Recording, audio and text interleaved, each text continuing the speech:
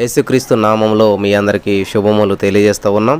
మరి ప్రతిరోజు ప్రభు సన్నిధి కార్యక్రమానికి మిమ్మల్ని అందరం ప్రేమపూర్వకంగా ఆహ్వానం తెలియజేస్తూ ఈరోజు మరి లెంట్ గురించి ఈ యొక్క 40 days గురించి కొంత ముఖ్యమైనటువంటి విషయాలను మనం నేర్చుకొనబోతున్నాం. కాబట్టి ప్రతి వారు కూడా శ్రద్ధగా వినాలని చెప్పి ప్రభు పేరట మనం చేస్తూ ఉన్నాం. మత్తయి సువార్త 4:2 మనం ధ్యానించుకుంటూ వచ్చినాం కదా.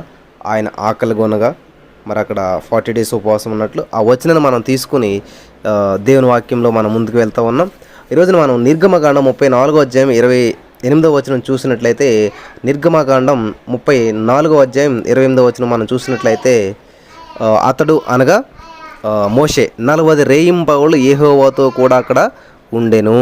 అతడు భోజనము చేయలేదు, నీళ్లు తాగలేదు. అంతలో ఆయన ఆ నిబంధన వాక్యములను అనగా 10 ఆజ్ఞలను ఆ పలకల మీద వ్రాసెను. ప్రార్థన చేద్దాం. యేసయ్యా నీకు వందనాలు నా ప్రభు. ఈ సమయంలో నీ వాక్యాన్ని ధ్యానిస్తూ ఉండగా మాతో మాట్లాడి మరి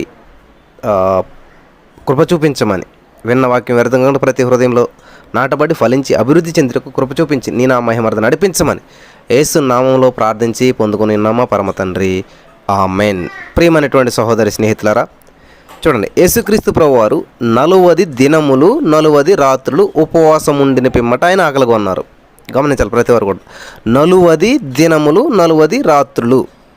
సో ఇక్కడ ప్రతి దాంట్లో మనకి బైబిల్ గ్రంథంలో చూసినట్లయితే ఆదికాండం నుంచి ప్రకటన గ్రంథం వరకు చాలాసార్లు ఎక్కువ ఈ 40 అనేటువంటిది మనకి కనిపిస్తూ ఉంటుంది.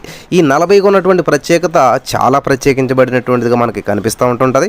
ఈ 40 రోజులనే దేవుడు మరి ఎందుకు ఎక్కువగా వాడాడు, ఈ 40 రోజులనే దేవుడు ఎందుకని ఎక్కువగా వాడాడు అంటే, ఈ 40 రోజులు మరి ద్వారా దేవుడు ఏం చేయడంటే, ఈ 40 రోజులు ఉపయోగించి కొన్నిసార్లు దేవుడు తన ప్రజలను ఏం చేయడంటే పరీక్షించడానికి వాడినట్టు మనం చూస్తూ ఉంటుంటాం ఈ 40 రోజులు.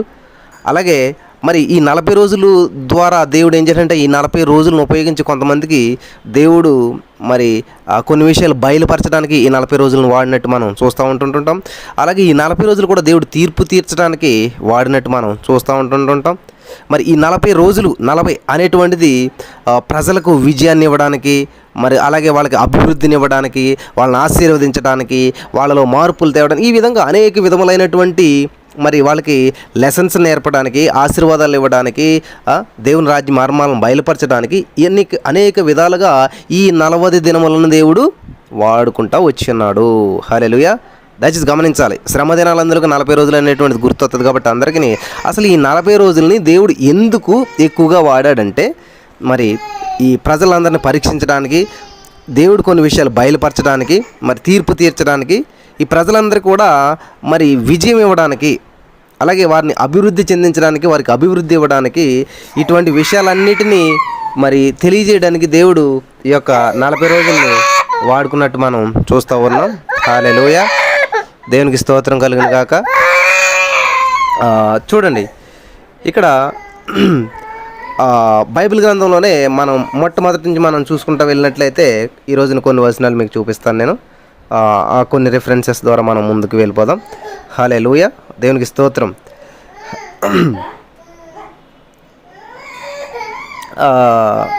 ఆదికాండంలోనే చూసినట్లయితే దేవుడి యొక్క ఈ 40 రోజులు అనేటువంటిది మొట్టమొదటిగా మనకి ఎక్కడ కనిపిస్తూ ఉంటుంటుందంటే, ఆదికాండంలో దేవుడు ఒక మాట చెప్తాడనమాట. ఏంటంటే, 40 రోజులు వర్షం వస్తుంది, 40 దినములు మరి 40 రాత్రులు 40 పగల్లో నేను భూమి మీద వర్షం కురిపిస్తాను. ఎందుకంటే నేను నిర్మించినటువంటి నరులంతా కూడా నేను అనుకున్నట్టుగా లేరు, చాలా చెడిపోయారు, వాళ్ళంత దుర్మార్గం భూమి మీద బాగా విస్తరించింది, కాబట్టి దీన్ని అంతా తుడిచివేస్తాను అనేటువంటి నిర్ణయంతో దేవుడు ఒక మాట చెప్తాడు. ఆదికాండం 7:4 మనం చూసినట్లయితే, ఎందుకనగా ఇంకని 7 దినములకు నేను 40 పగళ్లను 40 రాత్రులను భూమి మీద వర్షము కురిపించి నేను చేసిన సమస్త జీవరాశులను భూమి మీద ఉండకుండా తుడిచివేయుదునని నోవాహుతో చెప్పాను. అంటే ఈ 40 రోజుల్ని దేవుడు ఇక్కడ ఏ విధంగా వాడుతూ ఉన్నాడంటే, ఈ 40 రోజుల్లో అంటే ఏంటి, ఇంకొక 7 దినములు కాక నేను 40 రోజులు, ఈ 40 రోజులను ఉపయోగించి దేవుడు ఏం చేస్తున్నాడంట, దేవుడు చేసినటువంటి సమస్త జీవరాశుల్ని, సమస్త సృష్టిని ఏం చేస్తున్నాడంటండి, తుడిచివేస్తున్నాడంట. భూమి మీద ఉండకుండా మరి తుడిచివేయదని అనుకుని నోవాహుతో చెప్తా ఉన్నాడు అనమాట. హల్లెలూయా, దేవునికి స్తోత్రం. గమనించాలి, ఈ 40 రోజులు అనేటువంటివి మంచి ఉన్నది, చెడు ఉన్నది, అందులో తీర్పు ఉన్నది, అందులో విజయం ఉన్నది, అందులో అభివృద్ధి ఉన్నది, అన్నీ ఉన్నాయి. ఒక్కొక్క సందర్భంలో ఒక్కొక్క విధంగా దేవుడు వీటిని మరి ఉపయోగించినట్లు మనం చూస్తూ ఉన్నాం. ఇక్కడ ఈ 40 రోజులు దేవుడు ఎందుకు వాడుతున్నాడు అంటే, ఈ 40 రోజులు 40 రాత్రులు 40 పగళ్ళు మరి ఏం చేస్తాడంటే దేవుడు భూమి మీద వర్షం కురిపిస్తాడంట. ఆ వర్షాన్ని కురిపించి ఏం చేస్తాడంట, నేను చేసినటువంటి సమస్త జీవరాశులను భూమి మీద ఉండకుండా తుడిచివేయదునని నోవాహుతో చెప్తా ఉన్నాడు. చూడండి, దేవుడు తీసుకున్నటువంటి నిర్ణయం ఏంటంటే, ఇక్కడ ఈ 40 రోజులను ఎందుకు ఉపయోగించుకుంటా ఉన్నాడంట దేవుడు. ఈ 40 రోజుల ద్వారా దేవుడు ఏం చేయాలనుకుంటున్నాడంట, ప్రజలకు తీర్పు తీర్చడానికి ఉపయోగిస్తూ ఉన్నాడు ఇక్కడ 40 రోజులు. హల్లెలూయా, దేవునికి స్తోత్రం కలుగును గాక. హల్లెలూయా. కాబట్టి ఈ 40 రోజులు వాళ్ళకు ఒక పరీక్ష లాంటిది అనమాట.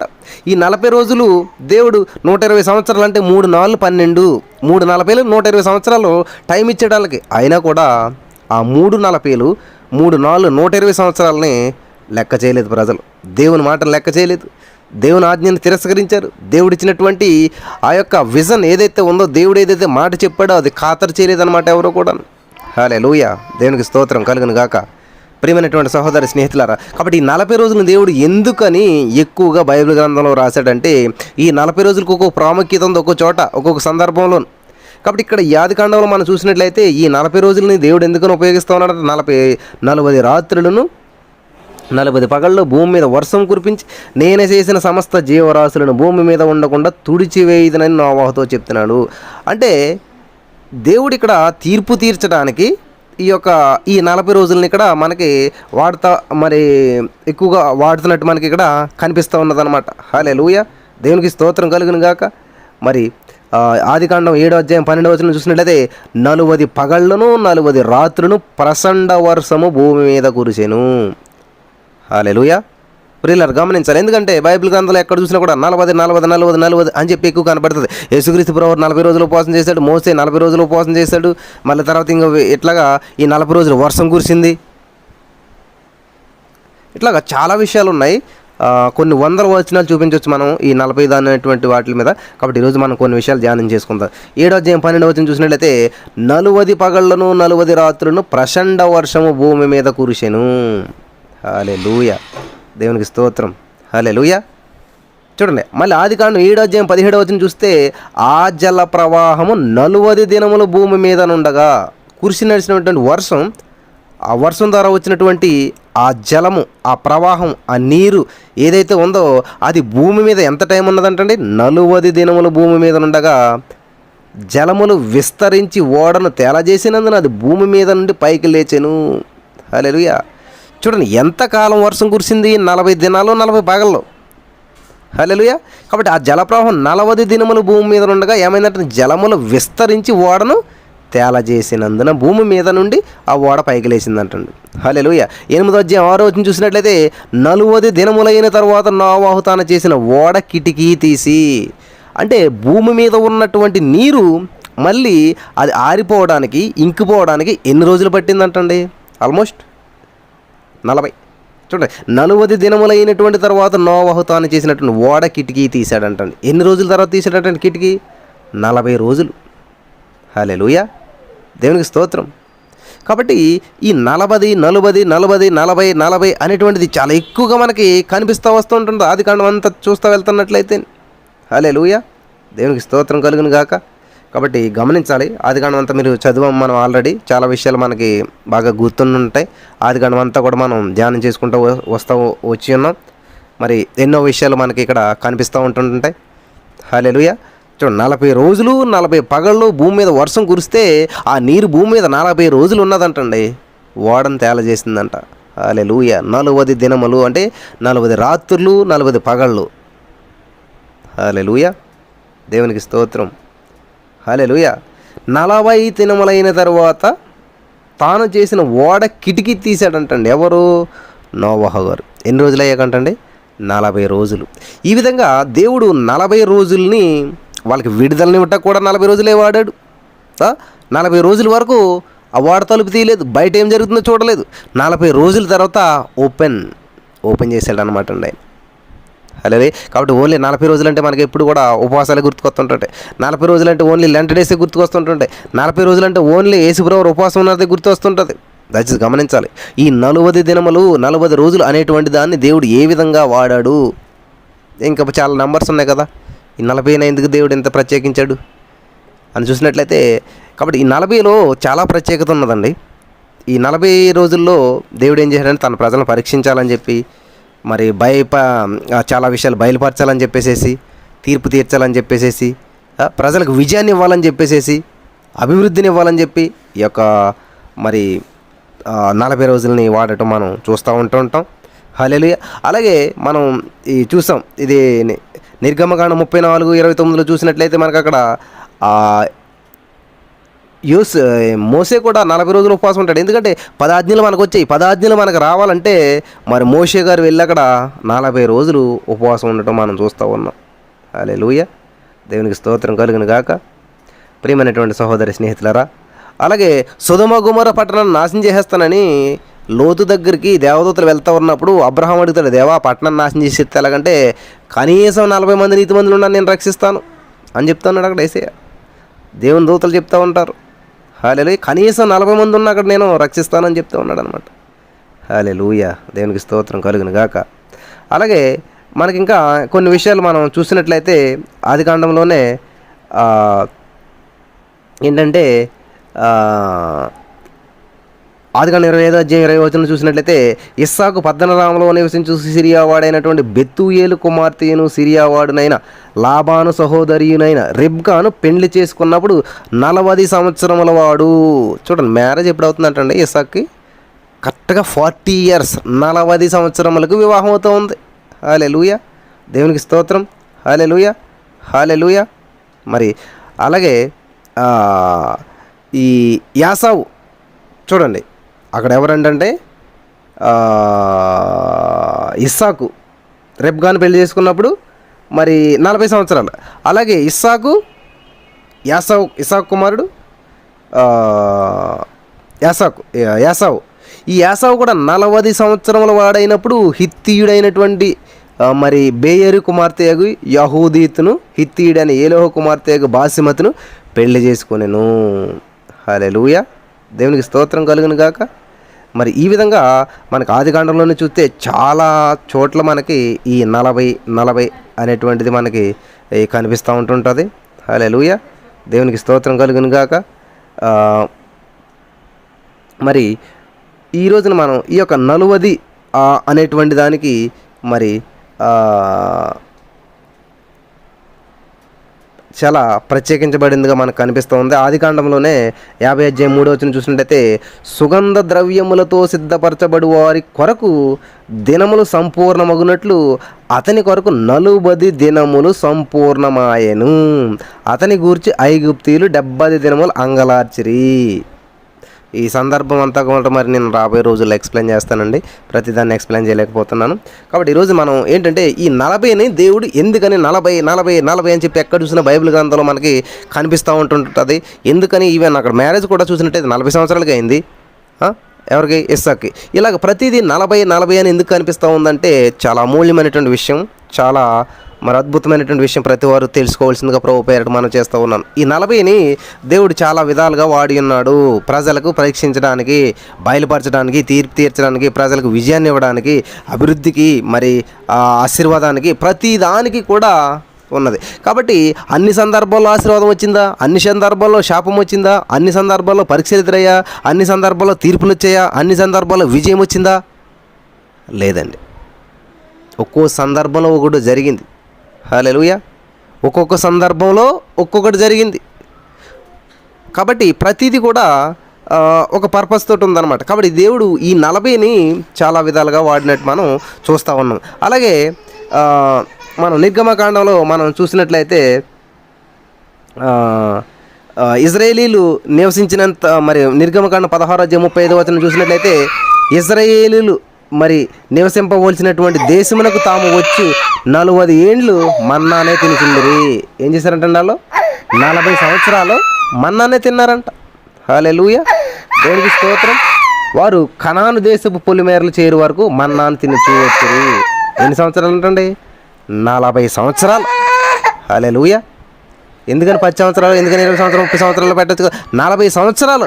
ఇక్కడ నిర్గమకాండం 16వ అధ్యాయం 35వ వచనం మనం చూసినట్లయితే, ఇజ్రాయేలీలు నివసింపవలసినటువంటి దేశమునకు తాము వచ్చు వరకు, దేశమునకు తాము వచ్చు 40 ఏండ్లు మన్నానే తినిచూ వచ్చారు. 40 ఏళ్ళు మన్నాను తిన్నారంటండి. ప్రిల్లరా, అర్థమవుతుందా మీకు అందరికీ? కాబట్టి కేవలం లెంట్ డేస్ అనేసరికి 40 డేస్ అంతే ఉపవాస దినాలు అనేటువంటిది మాత్రమే మనకు గుర్తొస్తుంది. కానీ ఈ 40 రోజులను దేవుడు అసలు ఆది కాండం నుంచే, లెంట్ అనేటువంటి పదం లేనప్పుడే, లెంట్ అనేటువంటి రోజులు లేనప్పుడే, ఈ లెంట్ అనేటువంటిది మనం పెట్టుకున్నటువంటిదండి. మన చర్చెస్లో వచ్చినటువంటి సిద్ధాంతాలు తప్ప ఇవి బైబిల్ నుంచి వచ్చినటువంటి మాత్రం కాదు. బైబిల్లో దేవుడు చేసినటువంటి ఉపవాసానికి, యేసుక్రీస్తు ప్రభువు పరిచర్యకు ముందు ఉన్నటువంటి 40 రోజులకి ఈ లెంట్ డేస్కి అసలు ఏ మాత్రం సంబంధం లేదు. దయచేసి గమనించాలి. ఇక్కడ ఇజ్రాయేలీలు నివసించవలసినటువంటి మరి దేశానికి తాము వచ్చు 40 ఏండ్లు మన్నానే తినుచూ ఉండిరి. 40 ఏళ్ళు మన్నాను తిన్నారు. హల్లెలూయా. దేవునికి స్తోత్రం కలుగును గాక. హల్లెలూయా. చూడండి, ఇక్కడ నిర్గమకాండం 24వ అధ్యాయం 18వ వచనం మనం చూసినట్లయితే, నిర్గమకాండం 24వ అధ్యాయం 18వ వచనం చూసినట్లయితే, అప్పుడు మోషే ఆ మేఘములో ప్రవేశించి కొండ మీదకి ఎక్కను. మోషే ఆ కొండ మీద రేయింబవలు 40 దినములుండెను. హల్లెలూయా. దేవునికి స్తోత్రం. హల్లెలూయా. చూసారా ప్రియులరా, మోషే ఎన్ని రోజులు ఉన్నాడంటే 40 దినములుండెను. చాలా ఇంపార్టెంట్ విషయాలు ఇవన్నీ కూడా, మీరు రాసుకుంటే చాలా మంచిది. నిర్గమకాండం మరి 25వ అధ్యాయం 39వ వచనం మనం చూసినట్లయితే, ఉపకరణములన్నీ 40 వీసెల మేలిమి బంగారుతో చేయవలను. చూసారా, ఉపకరణాలు తయారు చేయడం కూడా ఎంత వీసెల బంగారం వేయాలో, ఎన్ని కేజీల బంగారం వేయాలి, అంత కొలత కూడా ఎంత 40 వీసెల మేలిమి బంగారంతో చేయవలను అని చెప్తా ఉన్నాడు. హల్లెలూయా. దేవునికి స్తోత్రం కలుగును గాక. అలాగే నిర్గమకాండంలోనే ఈ యొక్క బలిపీఠ నిర్మాణం, ఆలయ నిర్మాణం ఇవన్నీ వచ్చేటప్పుడు కొన్ని లెక్కలు చెప్తూ ఉంటుంటారు. నిర్గమకాండం 26వ అధ్యాయం 19వ వచనం చూసినట్లయితే, మరియు నొక్కొక్క పలక క్రింద దాని 2 కుసులకు 2 దిమ్మలను, ఆ 20 పలకల క్రింద 40 వెండి దిమ్మలను చేయవలను. ఎన్ని దిమ్మలు అంటండి? 40 వెండి దిమ్మలు. ప్రతి దాంట్లో కూడా ఎట్లా ఉన్నది చూసారా. మరి ఇవన్నీ వివరించట్లేదు నేను, జస్ట్ మీకు ఒక 40 అనేటువంటి దాన్ని బైబిల్లో ఏ విధంగా దేవుడు ఉపయోగించాడు ఏంటి అనేటువంటి విషయాలు మీకు తెలియజేయాలనుకుంటా ఉన్నాను. నిర్గమకాండం 26వ అధ్యాయం 27వ వచనం కూడా చూసినట్లయితే, ఒక్కొక్క పలక కింద 2 దిమ్మలు, 20 పలకలను, వాటి 40 వెండి దిమ్మలను ఉండవలను. నిర్గమకాండం 34వ అధ్యాయం 28వ వచనం మనం చూసినట్లయితే, మోషే గారు 40 రేయింబగళ్ళు యెహోవాతో కూడా అక్కడ నుండెను. అతడు భోజనము చేయలేదు, నీళ్లు త్రాగలేదు. అంతలో ఆయన ఆ నిబంధన వాక్యములను, అనగా 10 ఆజ్ఞలను ఆ పలకల మీద వ్రాసెను. చూడండి, దేవుడు మోషేకి 10 ఆజ్ఞలు కలిగినటువంటి నిబంధన పలకలను ఇవ్వడానికి మోషే ఎంతకాలం వెయిట్ చేశాడంటండి? 40 దినములు. అది ఇదంతా రాసి పెట్టుకోవాలి అందరూ. నిర్గమకాండం 34వ అధ్యాయం 28వ వచనం నోటెడ్ అయిపోవాలి అందరికీ కూడా. హల్లెలూయా. దేవునికి స్తోత్రం కలుగును గాక. నిర్గమకాండం 34వ అధ్యాయం 28వ వచనంలో చూసినట్లయితే, అతడు అనగా మోషే 40 రేయింబవళ్ళు యెహోవాతో కూడా అక్కడ ఉండెను. దేవునితో గడుపుతూ ఉన్నాడు. ఉపవాసం అంటే దేవునితో సహవాసం అండి. హల్లెలూయా. రేయింబవళ్ళు యెహోవాతో కూడా అక్కడ ఉండెను. అతడు భోజనము చేయలేదు, నీళ్లు త్రాగలేదు. అదండి, మన ఉపవాసాలు 3 రకాల ఉపవాసం ఉండాలని చెప్పుకున్నాం. ఏంటంటే లిక్విడ్స్ మానేస్తారు, ఓన్లీ లిక్విడ్స్ తీసుకుంటూ ఉంటారు, సాలిడ్స్ మానేస్తూ ఉంటుంటారు. అంటే ఘన పదార్థాలు, భోజనము, రైస్ ఇలాంటివి మానేస్తారు. Apple juice, pineapple juice, orange juice, beetroot juice, ఇంకా డిఫరెంట్ పైనాపిల్ జ్యూస్, ఆ జ్యూస్ ఈ జ్యూస్ అని చెప్పి అన్ని జ్యూసులు, బనానా జ్యూసులు అన్నీ తాగుతూ ఉంటారు. అదొక ఉపవాసం. ఇంకొక ఉపవాసం ఏంటంటే, కేవలం ఆ యొక్క ఉపవాసం ఉన్నటువంటి కొన్ని రోజుల్లో చికెన్, మటన్, లేకపోతే నాన్ వెజ్ ఇది అది మానేస్తుంటుంటారు. అదొక ఉపవాసం. కానీ పరిపూర్ణ అబ్సల్యూట్ ఉపవాసం అంటే ఏంటంటే, పరిపూర్ణమైనటువంటి ఉపవాసం ఏంటంటే ఇదేనండి. కనీసం భోజనం చేయలేదంట, నీళ్లు త్రాగలేదంట. హల్లెలూయా. నీళ్ళు కూడా తాగలేదంటండి. పరిపూర్ణమైనటువంటి ఉపవాసం చేస్తూ ఉన్నాడు ఇక్కడ మోషే గారు. అలాగే గమనించాలి. 40 రోజులు, 1 కాదు 2 కాదు 3 కాదు. మరి ఒక మనిషి ఒక రోజు భోంచేయకపోతేనే, ఒక పూట భోంచేయకపోతేనే కాళ్ళు చేతులు దడదడలు ఆడుతుంటుంటాయే, మాట రాదు, మాట నీరసం వస్తుంది, కాళ్ళు నడవవు, ఇటువంటి బలహీనతలు ఉంటాం మనం. కానీ 40 రోజులు పోను భోంచేయలేదంటే వదిలేస్తారు, నీళ్లు తాగలేదంటండి. నీళ్లు తాగి బ్రతికేస్తారు కొంతమంది. కానీ కనీసం నీళ్లు కూడా తాగకుండా ఎంత స్పష్టంగా రాయించాడు చూడండి దేవుడు. నీళ్లు త్రాగలేదు.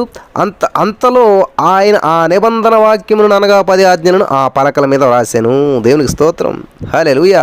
కాబట్టి ఈరోజు నువ్వు ఒక చక్కటి కుర్చీలో కూర్చున్నావు, ఒక చక్కటి సెల్ ఫోన్ నీ చేతిలో ఉన్నది, ఇవన్నీ నీ చేతిలోకి వచ్చినాయి అంటే సమ్వన్ సాక్రిఫైడ్ అనమాట. ఎవరో త్యాగం చేశారు, ఎవరో కష్టపడ్డారు కాబట్టి ఈరోజు నువ్వు దాన్ని అనుభవించగలుగుతున్నావు. నా ప్రియమైనటువంటి సహోదరి స్నేహితులరా, ఈరోజు మీరు అనుభవిస్తున్న కరెంట్ అయినా, ఈరోజు మీరు కూర్చున్న ఫ్యాన్ అయినా, మీరు వాడుతున్న ఫోన్ అయినా, ఇంటర్నెట్ అయినా, ఏదైనా కూడా ఎవరో త్యాగం చేశారు, ఎవరో నిద్రలేని రాత్రులు గడిపారు, ఎవరో కష్టపడి దాన్ని తయారు చేస్తే ఈరోజున మీరు మనం దాన్ని అనుభవిస్తూ ఉన్నాం, దాన్ని ఆస్వాదించగలుగుతూ ఉన్నాం. హల్లెలూయా, దేవునికి స్తోత్రం. మరి హాయిగా నిద్రపోతూ మధ్యాకాశంలో ప్రయాణం చేస్తూ ఉన్నాం, ఫ్లైట్స్లోను, ఏరోప్లేన్లోను, ఫ్లైట్లలోను, ప్లేన్లోను, ఇవన్నిటిలోను ఎలా ప్రయాణం చేయగలుగుతున్నాం మనం? కొంతమంది నిద్రలేని రాత్రులు గడిపారు కాబట్టి, దాన్ని ఎంతో కష్టపడి కనిపెట్టారు కాబట్టి ఈరోజు మనం హాయిగా వెళ్తూ ఉన్నాం. మధ్యాకాశంలో కూర్చొని భోజనం చేస్తూ ఉన్నాం, మధ్యాకాశంలో స్నానం చేస్తూ ఉన్నాం, మధ్యాకాశంలో నిద్రపోతూ ఉన్నాం. ఇవన్నీ ఎలా జరుగుతున్నాయి? ఎవరో ఆల్రెడీ సాక్రిఫైస్ చేశారు, వాళ్ళ నిద్రని సాక్రిఫైస్ చేశారు, వాళ్ళ జీవితాలను సాక్రిఫైస్ చేశారు, వాళ్ళకు ఉన్నటువంటి కొన్ని విషయాల్లో వాళ్ళ ప్రాణాలను పెట్టినటువంటి వారు వాళ్ళంతా సాక్రిఫైస్ చేయటం వల్ల ఈ రోజున మనం వాటన్నిటినీ అనుభవిస్తూ ఉన్నాం. లేదులేండి మేము డబ్బులు కడుతున్నాం, టికెట్ తీసుకుంటున్నాం. డబ్బులు కడతాం వల్ల వచ్చినాయి కాదండి ఇవన్నీ కూడా, ఎవరో ఒకరు త్యాగం చేయటం వల్ల మనం వాటిని అన్నిటినీ అనుభవిస్తున్నాం. కాబట్టి ఈ 10 ఆజ్ఞలు రావడానికి మోషే 40 రోజులు భోజనం చేయలేదు. ఈ 10 ఆజ్ఞలు మనకు తీసుకురావాలని చెప్పి ఈ 10 ఆజ్ఞలు రావడానికి 40 రోజులు మోషే ప్రజలతో కనెక్షన్ లేదు, ప్రజల వైపు చూడలేదు, ప్రజలను పట్టించుకోలేదు, కేవలం దేవుని సన్నిధిలో గడిపాడు, నిద్రాహారాలు మానేశాడు, కనీసం మంచినీళ్ళు కూడా తాగకుండా ఏం చేస్తున్నాడు అంటే అక్కడ ఆలోచన చేస్తారా? అదండి ఉపవాసం అంటేని, అదండి సహవాసం అంటేని, అదండి దేవునితో గడపడం అంటేని. అంతేగాని ఒక ఆగుప్రవా 2 రోజులాగా నేను మళ్ళీ వస్తాను, ఒక 10 రోజులాగా నేను మళ్ళీ వస్తాను, కిందకి వెళ్ళి వస్తాను, అలా ఏం జరుగుతుంది ఏంటోను, వాళ్ళు ఉన్నారో పోయారో, వాళ్ళు ఏం చేస్తున్నారో చూసి వస్తాను, నేను మళ్ళీ కంటిన్యూ చేస్తాను ఉపవాసం, ఈ పూటకి నాకు ప్రాణం వస్తుంది కాబట్టి ఈ పూటకి తినేస్తాను, రేపు నుంచి చేస్తానులే, వారం రోజులు చేశాను కదా చాలులే, మళ్ళీ 10 రోజులు ఆగిపోయింది కదా.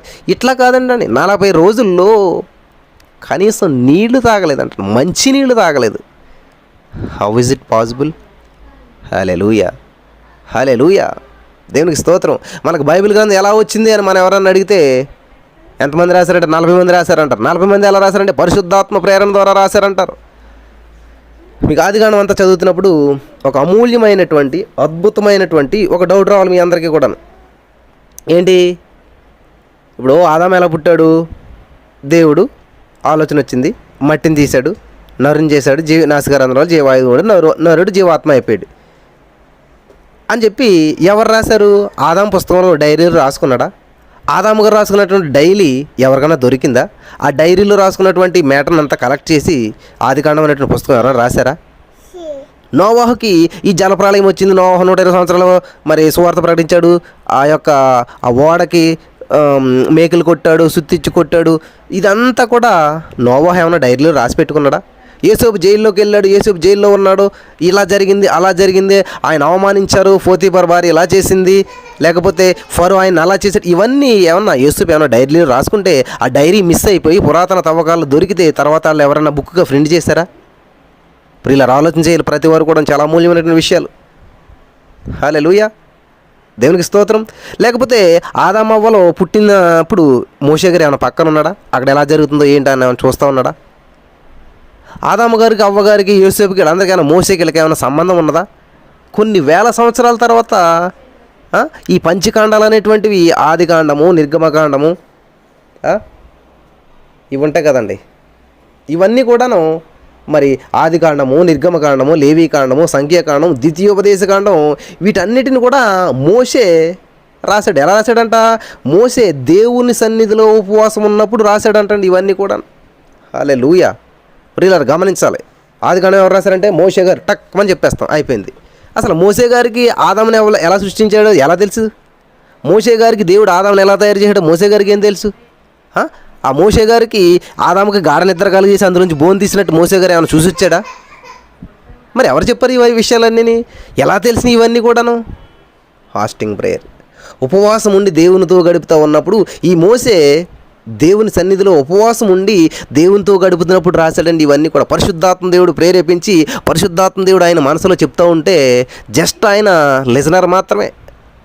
నా చిన్నతనంలో నేను ఉత్తరాలు రాసేవాడిని మా చిన్నమ్మ వాళ్ళకి, వీళ్ళందరికీ కూడా దూరదేశంలో ఉన్నటువంటి వాళ్ళందరికీ ఉత్తరాలు రాయాలంటే నా దగ్గరికి వచ్చేవారు అనమాట. ఏంటంటే చెప్పండి మీ సమస్య అంటే, వాళ్ళు ఏం చేశారు, అయ్యా నా పరిస్థితి, నా బాధ ఇది ఇలాగా మా అబ్బాయిని అడిగానని చెప్పి ఇట్లా అని చెప్తే వాళ్ళు ఏం చెప్పారు అది రాసి ఇస్తే వాళ్ళు పోస్ట్ చేసుకునేవారు. హల్లెలూయా.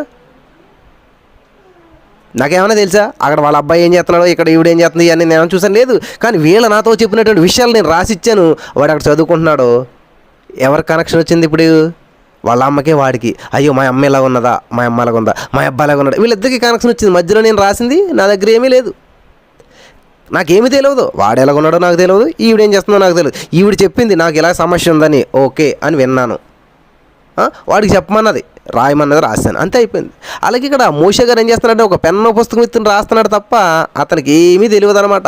ఆదాము ఎలా పుట్టాడో తెలియదు, ఎలా చనిపోయాడో తెలియదు, ఏం చేశాడో తెలియదు, ఏ చెట్లు చాటును దాకున్నాడో, ఎలా చేశాడో ఏమీ తెలియదు. కాబట్టి పరిశుద్ధాత్మ దేవుడు ఈ మోషే గారికి విషయాలన్నీ తెలియజేస్తూ ఉన్నాడు. ఎప్పుడు?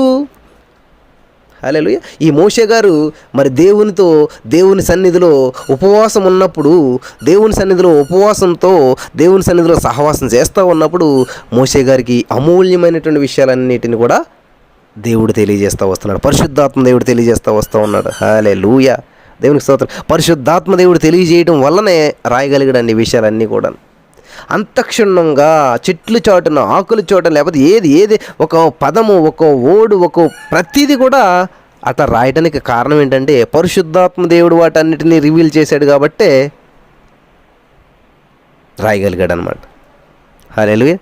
రాయటం అంటే ఏదో పెన్న పుస్తకం పెట్టి కాదండి, జరిగింది జరిగినట్టు దేవుడు, పరిశుద్ధాత్మ దేవుడు ప్రేరేపణనిచ్చి మరి వీళ్ళ చేత రాయించటం జరిగింది. హల్లెలూయా. దేవునికి స్తోత్రం కలుగును గాక.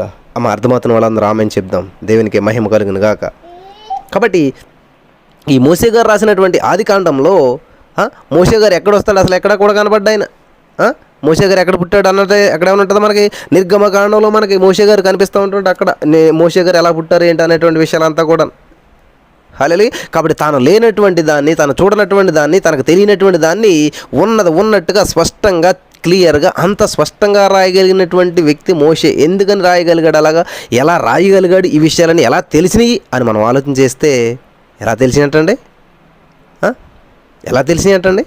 పరిశుద్ధాత్మ దేవుడు సహాయం చేయడం వల్ల మరి ఆ మోషే గారు మరి ఆ దేవుని సన్నిధిలో ఈ గడపటం, ఉపవాసం ఉండి గడపటం వల్ల ఇవన్నీ కూడా మనకు తెలియజేసినట్టు మనకి కనిపిస్తూ ఉంది. అందుకే నిర్గమకాండం 34వ అధ్యాయం 28వ వచనం చూసినట్లయితే ఏం చేస్తారంటే 40 రేయింబగళ్ళు యెహోవాతో కూడా అక్కడ ఉండెను.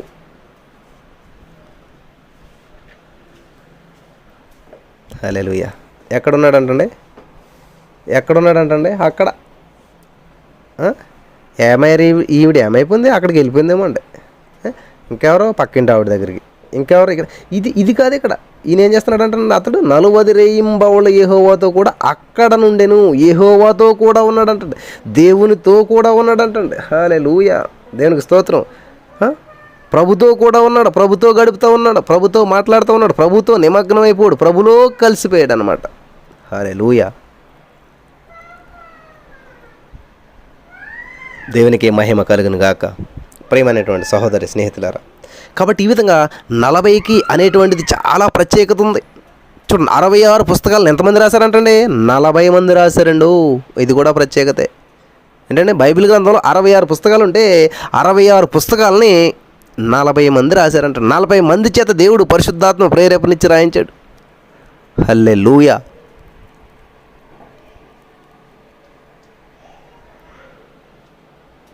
ఆ 40 మందికి దేవుడు ఆత్మ ప్రేరేపణిచ్చి 66 పుస్తకాలని, ఈ బైబిల్ గ్రంథంలో ఉన్న 66 పుస్తకాలని 40 మంది చేత రాయించాడు. అది కూడా చాలా అద్భుతమే. కాబట్టి ఇక్కడ మోషే గారు 40 రేయింబగళ్ళు యెహోవాతో కూడా అక్కడ ఉండెను. హల్లెలూయా. ఎక్కడ? దేవుని సన్నిధిలో దేవునితో సహవాసం చేస్తూ ఉన్నాడు, దేవునితో మాట్లాడుతూ ఉన్నాడు, దేవునితో గడుపుతూ ఉన్నాడు. హల్లెలూయా.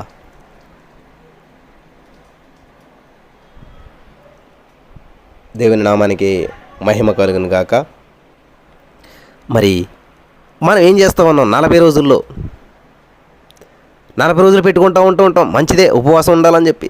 కాబట్టి ఆ 40 రోజుల్లో మనం ఉపవాసం ఉంటూ దేవునితో గడిపినటువంటి సమయం ఎంత? 40 రోజుల్లో ఉపవాసం ఉంటూ దేవుని దగ్గరగా ఉన్నది ఎంత? మనం 40 రోజుల్లో ఉపవాసం ఉంటూ దేవుని కొరకు జీవించింది ఎంతకాలము, ఎంత సమయం రోజులో? కానీ మోషే గారు చూసినట్లయితే అన్నం తింటే టైం వేస్ట్ అని చెప్పి అన్నం మానేశాడు. తనకి శరీరానికి కావాల్సినటువంటి ఆహారాన్ని ఏదైతే తీసుకోవాలో అది కూడా మానేశాడు. హల్లెలూయా.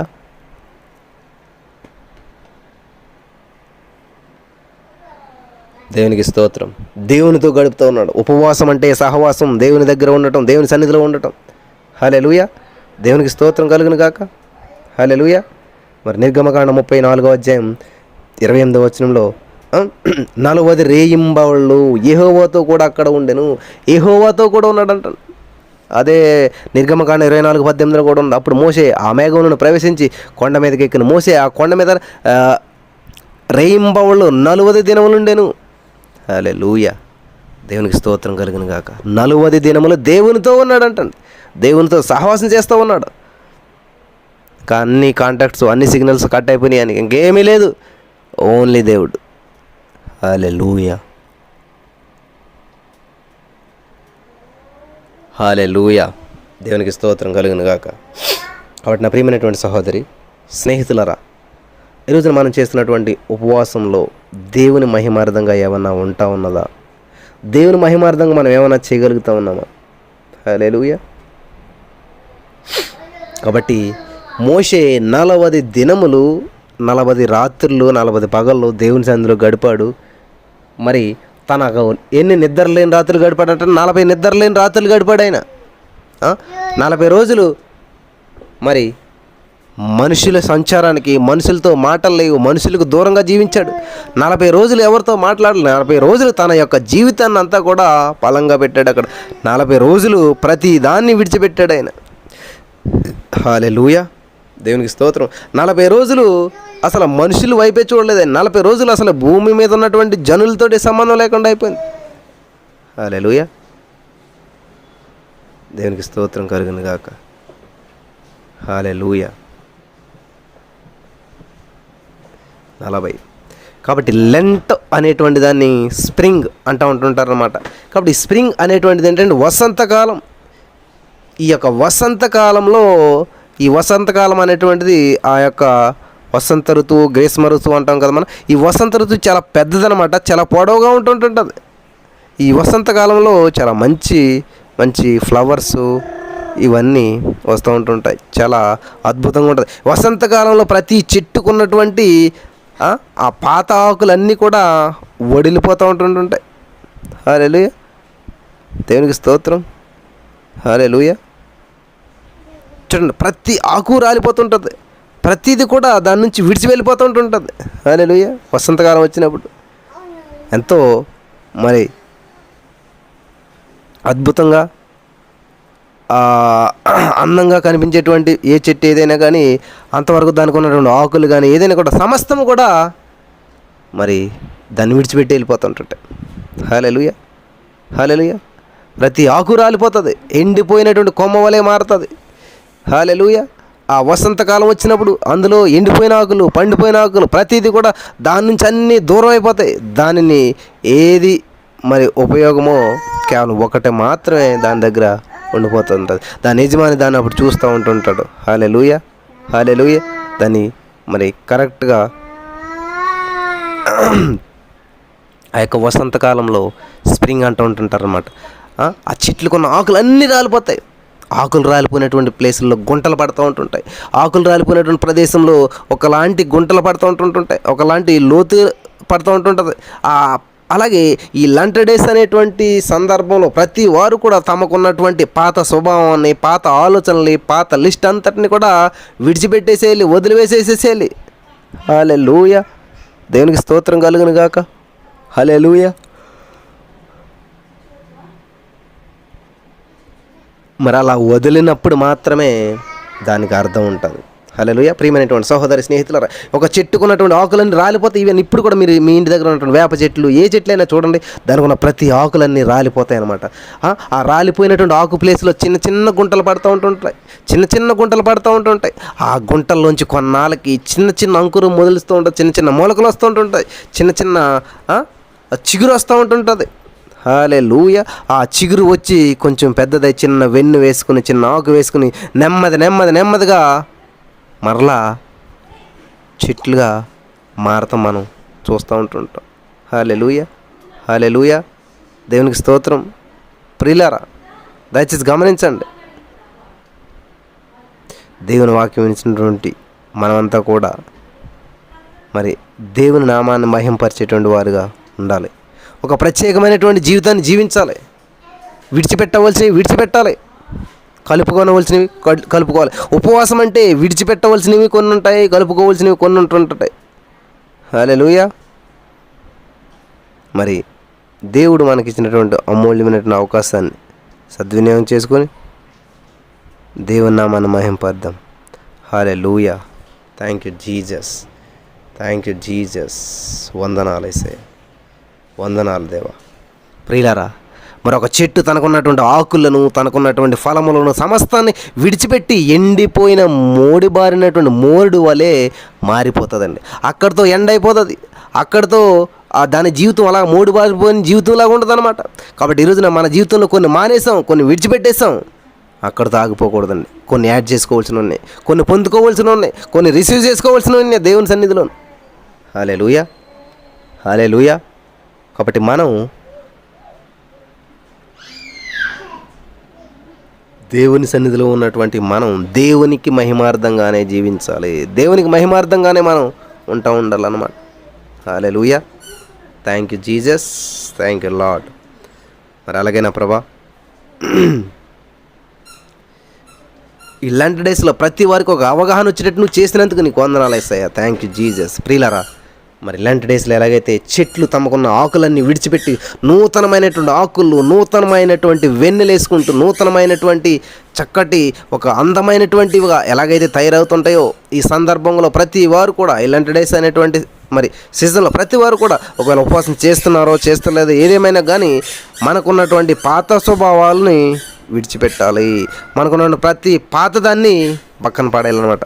అటువంటి కృపలో దేవుడు మరి మనందరిని నడిపించాలని, ప్రతి వారు కూడా తమకు విడిచిపెట్టవలసినవి విడిచిపెట్టాలి, మరి చిగురించవలసినటువంటి విషయంలో చిగురించాలి. ఇలా ఉన్నప్పుడు మాత్రమే ఖచ్చితమైనటువంటి దేవుని పొందుకుంటాం. కాబట్టి మోసే చేసినటువంటి 40 రోజుల ఉపవాసం ద్వారా చక్కటి 10 ఆజ్ఞలను దేవుడు మనకి ఇచ్చి ఉన్నాడు. హల్లెలూయా. దేవునికి స్తోత్రం కలుగును గాక. కాబట్టి మోసే 40 నిద్రలేని రాత్రులు గడిపాడు, 40 మరి పగల్లో రాత్రులు అక్కడ అరణ్యంలో ఉన్నాడు. కాబట్టి ఈ రోజున మరి అద్భుతమైనటువంటి 10 ఆజ్ఞలు మనం చూస్తూ ఉంటుంటాం. కాబట్టి 10 ఆజ్ఞలు ఈజీగా రాలేదండి. అక్కడ ఒక వ్యక్తి 40 రోజులు నిద్రలేని రాత్రులు గడిపాడు, తనకున్నటువంటి అన్నిటిని విడిచిపెట్టేసేసాడు, తనకున్నటువంటి నిద్రను విడిచిపెట్టేసేసాడు, తనకున్నటువంటి బంధాలను విడిచిపెట్టేశాడు, తనకున్న బంధుత్వాన్ని విడిచిపెట్టేశాడు, తమకున్నటువంటి ప్రతి దాన్ని విడిచిపెట్టేశాడు. కానీ ఆయన ఏం పొందుకున్నాడు అంటండి, నూతనమైనటువంటి అభిషేకంతో తిరిగి వస్తూ ఉన్నాడు, నూతనమైనటువంటి ఆత్మతో తిరిగి వస్తూ ఉన్నాడు. హల్లెలూయా. మోషే గారు ఆ పర్వతాన్ని దిగి వస్తూ ఉన్నప్పుడు, మోషే మీ ముఖం మేము చూడలేకపోతున్నాం, దయచేసి కప్పుకోనానా అంటారు బైబిల్ గ్రంథంలో మీరు చూసినట్లయితే. హల్లెలూయా. దేవునికి స్తోత్రం కలుగును గాక. హల్లెలూయా. గమనించండి ప్రియులారా, మోషే నీ ముఖాన్ని మేము చూడలేకపోతున్నామయ్యా, చాలా ప్రకాశవంతంగా ఉన్నది, నీ ఆత్మ చేత మమ్మల్ని నడిపించండి, నీ శక్తి చేత మమ్మల్ని నడిపించండి. Hallelujah. Thank you Jesus, thank you Jesus. దేవుని శక్తి నీలో మేము చూడగలుగుతున్నాం, దేవుని అభిషేకం నీలో చూడగలుగుతున్నాం. కాబట్టి నీ ముఖం వైపు మేము చూడలేకపోతున్నాం. హల్లెలూయా. హెజ్కేలు గ్రంథం 36:26 చూసినట్లయితే, నూతన హృదయము మీకు ఇచ్చేదను, నూతన స్వభావాన్ని మీకు కలుగజేసేదను అని చెప్పినటువంటి మాట ప్రకారం కొరింథీ పత్రికలో ఉంటుంది, ఎవడైనా క్రీస్తునున్న వాడు నూతన సృష్టి అన్నట్లు. ఎప్పుడైతే క్రీస్తులోనికి వచ్చినారో వాళ్ళు నూతన సృష్టిగా మారిపోయారు, నూతనమైన వ్యక్తులుగా మారిపోయారు. కాబట్టి నువ్వు నేను కూడా మనమంతా కూడా నూతనపరచబడిన వారు, నూతనంగా మరి జీవించబడేటువంటి వారు. హల్లెలూయా. దేవునికి స్తోత్రం కలుగును గాక. మరి నీ నామ మహిమార్థంగా నడిపించమని ప్రభా ప్రార్థన చేస్తూ ఉన్నాం. అద్భుత రీతిలో నడిపించావు, నీకు వందనాలు తండ్రి. Hallelujah, hallelujah, hallelujah. Thank you Jesus, thank you Jesus, thank you Jesus. వందనాలు యేసయ్యా. హల్లెలూయా. నిర్గమకాండం 34:30 చూసినట్లయితే అహరోనును ఇశ్రాయేలీయులందరూ మోషేను చూసినప్పుడు అతని ముఖ చర్మము ప్రకాశించెను గనుక వారు అతనిని సమీపింపవెరచిరి. అంటే ఇష్టపడలేకపోయారు, భయపడ్డారు, దగ్గరకు రాలేకపోయారు. ఎవరి గురించి చెప్తున్నారు ఈ మాట? మోషే. హల్లెలూయా. ఎందుకంటే 40 రోజులు దేవుని సన్నిధితో గడిపాడు, 40 రోజులు దేవునికి విశ్వాసగా ఉన్నాడు. హల్లెలూయా. ప్రియమైనటువంటి సహోదరి స్నేహితులారా, మరి నువ్వు నేను మనం 40లో దేనికైనా న్యాయం చేయగలుగుతా ఉన్నామా? దేవునికి స్తోత్రం కలుగును గాక. లేనట్లయితే ఈరోజు నుంచి ఒక ప్రత్యేకమైనటువంటి నిర్ణయం తీసుకుని నేను ఒక ప్రత్యేకమైనటువంటి వ్యక్తిగా నేను ఉంటాను ఈ రోజు నుంచి. మరి మోషే ఏ విధంగా అయితే ప్రత్యేకించుకున్నాడో 40 రోజులు దేవుని సన్నిధిలో గడిపినాడో, నేను కూడా అటువంటి తీర్మానాన్ని తీసుకుంటాను అని చెప్పి మనం తీసుకుంటూ ముందుకు వెళ్దాం. Hallelujah, hallelujah, hallelujah. Thank you Jesus. వందనాలు, వందనాలు యేసయ్యా. Thank you Jesus. ప్రార్థన చేద్దామమ్మా. యేసయ్యా నీకు వందనాలు నా ప్రభు. 40 దినముల గురించి అనేకమైనటువంటి విషయాలు మాకు తెలియజేస్తావు. ఎవరైతే నా ప్రభు యొక్క ప్రార్థనలో ఏకీభవించున్నారో, వాక్యాన్ని విని ఉన్నారో, ప్రతి వారు 40 రోజులు వెనుక ఉన్నటువంటి అంతరార్థాన్ని తెలుసుకుని నిన్ను స్తుతించి నిన్ను మహింపరచుటకు సహాయం చేయమని, నువ్వు సహాయం చేస్తున్నందుకు వందనములు చెల్లిస్తున్నాను. విన్న వాక్యం వ్యర్థం కాకుండా ప్రతి హృదయంలో నాటబడినట్లు సహాయం చేయమని, మరి నా ప్రభు దీవించి బలపరచమని, ఈ 40 రోజుల వెనుక ఉన్నటువంటి అంతరార్థాన్ని, ఆత్మీయార్థాన్ని ప్రతి వారు తెలుసుకుని నిన్ను స్తుతించే భాగ్యం దయచేయమని యేసు నామములో ప్రార్థించి పొందుకుని నమ్మ పరమ తండ్రి. ఆమేన్.